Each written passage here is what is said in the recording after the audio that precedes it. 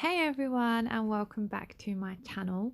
So today I have this lilac acrylic design set to show you guys, and I've already prepped all of my nails, applied some clear tips, filed them into shape, and then applied a clear layer of acrylic. So I've basically got my base down ready for the design. So on this now I'm going to be doing an extended nail bed. And I'm using Incandescent Shine Blushing Bride, I believe it's called, to create this.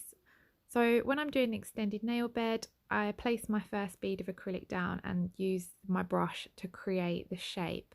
However, with this one, it just wasn't going right. It was one of those days when I was doing this set.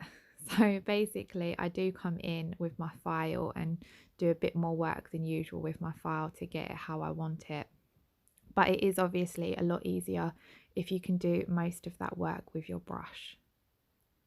So then I'm coming in with my second bead, and as that extended free edge of the nail bed wasn't very thick, I did 2 beads here rather than just the one. Like usually I would place my next bead at the cuticle and drag it down, but just so there was a bit more thickness, I placed it a little bit further back. I'm just pulling that down and keeping everything as neat as possible and making sure that none is touching the skin, as you don't want to cause any lifting. And then once I'm happy with that, I will then come in with my cuticle bead. So I'm tilting my finger downwards before placing that cuticle bead so that none of the acrylic runs back and floods the cuticle area. And then I'm just gently using the tip of my brush, nudging that up towards the cuticle and into place before feathering it down the nail. And then I'm just making sure that it's all nice and smooth and even. And then because of the length of this set, I decided to come in with another small bead just to build the thickness of the apex up slightly, because they are a bit longer and I haven't worn them long on myself in a little while. So just place that bead down, blend it out, and then bring it over the rest of the acrylic, focusing it mostly on that apex area. And then I left that to set, and then once it was set, I filed it into shape until I was happy with it. And here I'm coming in with my free edge colour. So this particular colour is Dizzy Devil from Glitterama, and it is one of my absolute favourite shades to use on myself. I absolutely love lilac, and this one is so pretty. It's really easy to work with as well. You know, you do get some colours that are easier and some colours that are harder than others, but this one is really, really easy to work with. So I'm just placing that bead of acrylic down, patting and pressing it into place and making sure that I get right down to the wings of that nail bed area so that there's no gaps there.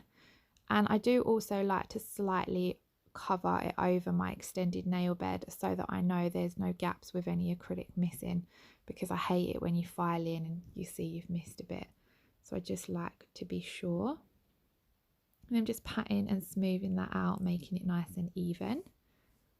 So then on to the middle finger. This now is going to be a full nail of that Dizzy Devil, and I'm going to do some sugaring over the top of this at the end. So I place my bead down, blend out the back of it, and then pull it down towards the free edge.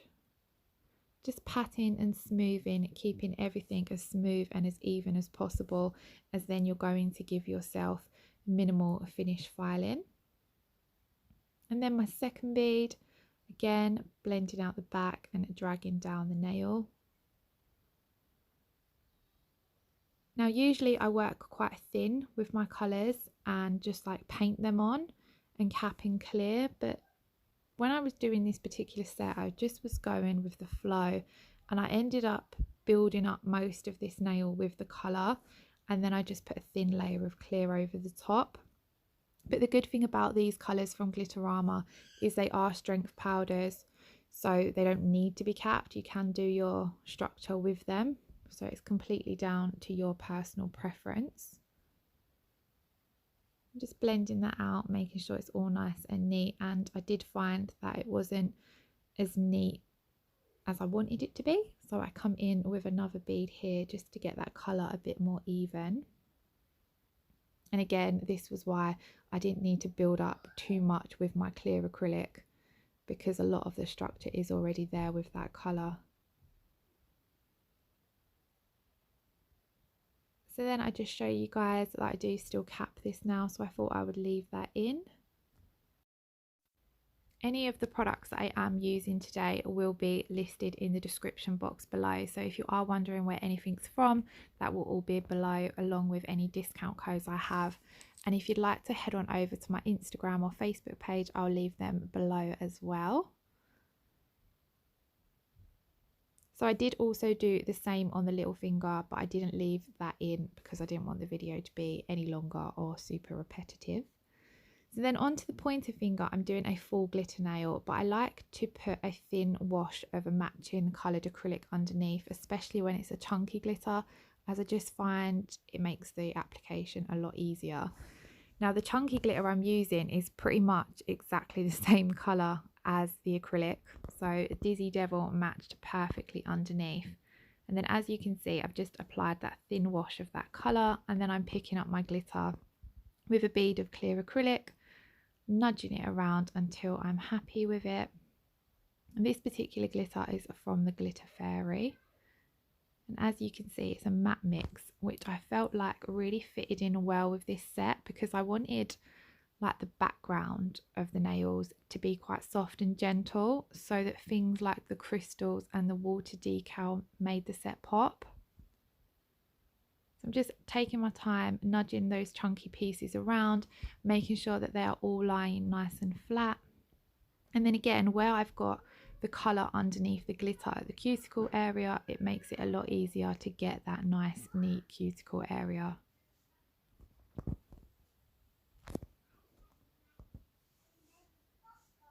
And once I've applied all of that, I do leave it to set before capping in clear acrylic.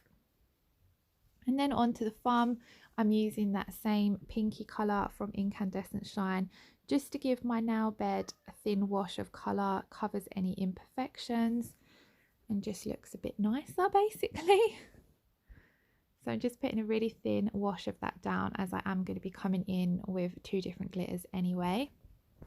So first of all, I'm coming in with an iridescent purple mix. Now I don't know where either of these glitters are from, as they've just been in my collection forever, and I'm trying to use some of my glitters up because it's crazy how many I have. So I'm just coming in, putting a real thin layer of that down, and then just dabbing some more over the top.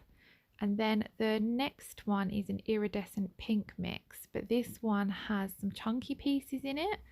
So there's like these really cool iridescent dots, but they're quite large, if you can see here. And then there's some funky shapes. It's a bit like mylar paper, but thicker, like glitter. So I'm just dabbing that around, making sure that again the chunky pieces are all nice and flat so that I can cap them easily. And I just love how it catches the light. And then I didn't put a coloured acrylic underneath this glitter because I wanted it to have that fully iridescent glass effect. Yeah, I was really pleased with how it turned out.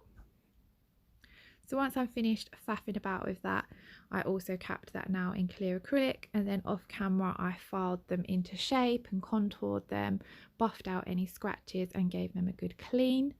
And then this was what they looked like. So then on the little finger, I'm applying these water decals from Nail Art UK. I didn't show applying the first one, as I actually ended up removing that one because I just felt it looked a bit too much on my little finger.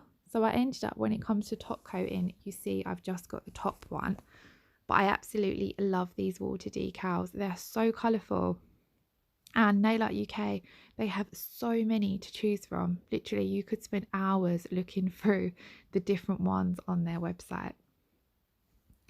So then on the ring finger and the pointer finger, I'm doing some crystals. Now I didn't leave in the crystal application on the pointer finger, as it's very similar to this one, just down the more of the middle center of the nail, and this one's just at the cuticle area. But I'm basically using these pointed back crystals. So I put a blob of jewellery gel down, and then I'm just setting them into that blob of jewellery gel and making sure that they sort of support and rest up against each other. Now, you might want to fast forward through this bit because I'd imagine it's pretty boring. I'm really new to setting crystals, so I took ages to do it, and I did speed the video up, but obviously it's still a little time consuming. But I don't know, you might enjoy watching it. So I basically, once I've got that little cluster applied, I'm then coming in with some flat back opals and some flat back ABs. The ABs are from the Crystal Studio on Facebook, and she sells some really reasonable priced crystals over on her Facebook page. So I'll leave that below. The opals and the pointed back opals, unfortunately, I'm not actually sure where they're from. Is there another thing that I've just had in my kit forever? But I originally did these nails for a competition on the One Stop Nail Shop group. There was a competition going. I think it'd probably be finished by the time I put this video up on my YouTube channel. But they had a competition going where you had to pop up a full set of nails that included 3 crystal nails. And it gave me a little push actually to do some crystals on myself. So the good thing about the jewellery gel is that the crystals don't set until you pop the nail in your LED lamp. So it does mean, you know, you can nudge them around as much as you like, which is handy when you're like myself and practicing and it takes a while to perfect them. So once I was finished with that, I cured them in the light so that I don't knock them. And then I'm coming in and top coating all of the nails. So this is where you can see I removed that lower water decal as I just felt it looked a little bit too much for my little finger. But I absolutely love how the purple flower pops against the lilac background. So then I make sure that I push my top coat right up to those crystals, but I don't go over them.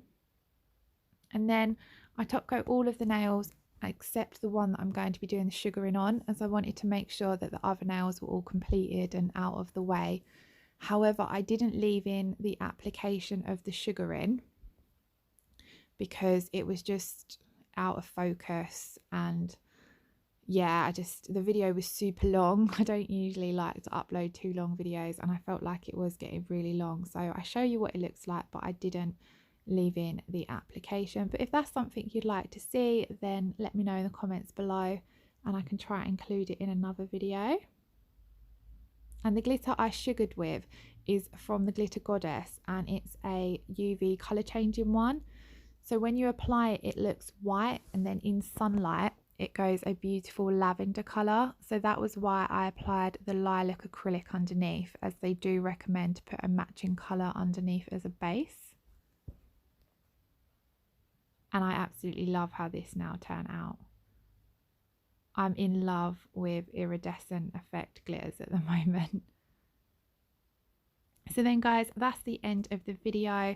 I really hope you've enjoyed watching. If you did, then please let me know in the comments below or leave the video a thumbs up. And if you aren't already subscribed to my channel, I would absolutely love it if you did. Thanks for watching again, and I shall see you all again soon. Bye bye.